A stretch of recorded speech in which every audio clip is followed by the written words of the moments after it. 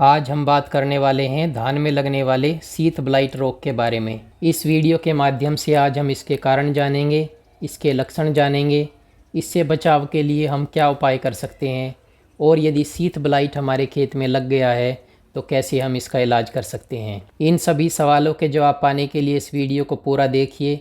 अगर आपने हमारे चैनल को सब्सक्राइब नहीं किया है तो सब्सक्राइब कर लें और बेल आइकन भी प्रेस कर दें, जिससे आपको ऐसी ही नई नई वीडियोस की नोटिफिकेशन मिलती रहे। तो चलिए दोस्तों शुरू करते हैं। धान की फसल में शीत ब्लाइट, यह एक फंगस से फैलने वाला रोग है जिसका नाम राइजोक्टोनिया सोलानी है और इस फंगस के कारण ही हमारे धान की फसल में शीत ब्लाइट रोग फैलता है। यह वातावरण में अधिक आर्द्रता हो जाने पर फैलता है, यानी जब वातावरण में नमी अधिक होती है और काफ़ी समय तक हमारे धान की फसल में ओस बनी रहती है, जिसके कारण यह रोग ज़्यादा फैलता है। यानी हमारे खेत में यदि 4 से 5 सेंटीमीटर के ऊपर पानी भरा रहता है तो उसके ऊपर यह रोग फैलना चालू हो जाता है। इसके शुरुआती लक्षण, खेत में जहाँ तक पानी भरा है उसके ऊपर देखते हैं तो तने के चारों तरफ हमको 1 से 3 सेंटीमीटर लंबे अंडाकार या दीर्घ वृत्ताकार पानी से भरे हुए हरे भूरे रंग मटमैले रंग के धब्बे दिखाई पड़ते हैं, जो बाद में पुआल के रंग के हो जाते हैं। धब्बे फुटाव से गाभे की अवस्था के बीच दिखाई देते हैं। जैसे जैसे बीमारी बढ़ती जाती है ये धब्बे बड़े होकर एक दूसरे से मिल जाते हैं और जैसे सांप की केंचुली हो ऐसे हो जाते हैं, या सफ़ेद कपड़े पर दूध के धब्बे जैसे दिखाई देते हैं।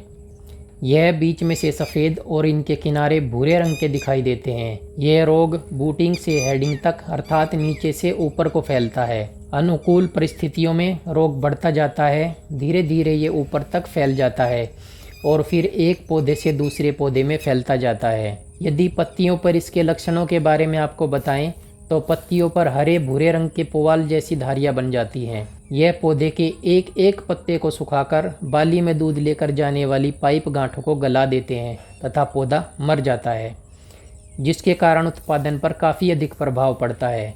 इसके साथ साथ एक और लक्षण भी है कि इस रोग से जब पौधे प्रभावित हो जाते हैं तो बालियाँ या तो निकलती ही नहीं हैं या निकलती भी हैं तो उसमें दाने बहुत कम निकलते हैं, और जो दाने निकलते भी हैं उसमें धब्बे बने रहते हैं, यानी भूरे रंग के काले रंग के धब्बे पड़ जाते हैं, जिससे धान की मार्केट वैल्यू बिल्कुल ख़राब हो जाती है। तो अब दोस्तों बात कर लेते हैं इसके उपाय के बारे में, यानी हम कौन से उपाय करें जिससे हमारे खेत में शीत ब्लाइट रोग आए ही नहीं। तो सबसे पहले आपको ध्यान रखना है कि जब आप धान की रोपाई कर रहे हों उस समय आप किसी एक फफूंदनाशक का जरूर प्रयोग कर लें, यानी उसे जरूर उपचारित कर लें। यदि आप बीज उपचारित कर लेते हैं तो 90% संभावना बन जाती है कि कोई भी फफूंद जनित रोग आपके खेत में नहीं लगेगा। एक ही खेत में लगातार 2-3 वर्ष तक धान की फसल नहीं लेनी चाहिए। इसके अतिरिक्त यदि आपके खेत में यह रोग लग भी जाता है तो दूसरा मुख्य कारण होता है अधिक पानी का खेत में जमा होना, यानी ज़्यादा पानी जब खेत में भरा रहता है तो इसके कारण भी हमारे खेत में शीत ब्लाइट फैलता है।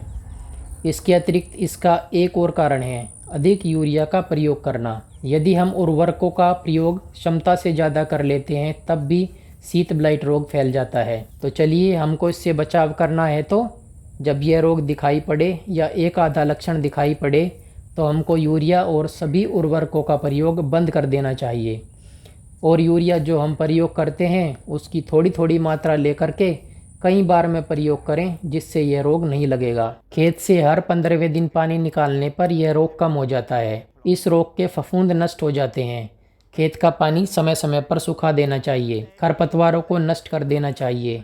यह शीत ब्लाइट का प्रभावशाली नियंत्रण है। अब यदि हम इसकी रोकथाम की बात करें तो जैविक नियंत्रण के लिए 8 से 10 किलो ट्राइकोडर्मा अर्जेनियम को 100 किलो गोबर की खाद में मिलाकर खेत में बिखेर कर सिंचाई कर दें। इसके अतिरिक्त प्रोपिकोनाजोल 25% ईसी की 300 मिलीलीटर मात्रा लेकर के हम छिड़काव कर सकते हैं। इसके अतिरिक्त हेक्साकोनाजोल 5% ईसी की 400 मिलीलीटर मात्रा लेकर इसका भी हम छिड़काव कर सकते हैं। एमिस्टार 25 SC की 200 मिलीलीटर मात्रा लेकर हम छिड़काव कर सकते हैं। कार्बनडिजम प्लस मैंकोजेब 250 ग्राम प्रति एकड़ की दर से 200 लीटर पानी में मिलाकर स्प्रे कर सकते हैं। आप इनमें से किसी भी एक फफूंदीनाशक का प्रयोग कर सकते हैं। दवा का प्रयोग करते समय आपको कुछ सावधानियां रखनी हैं।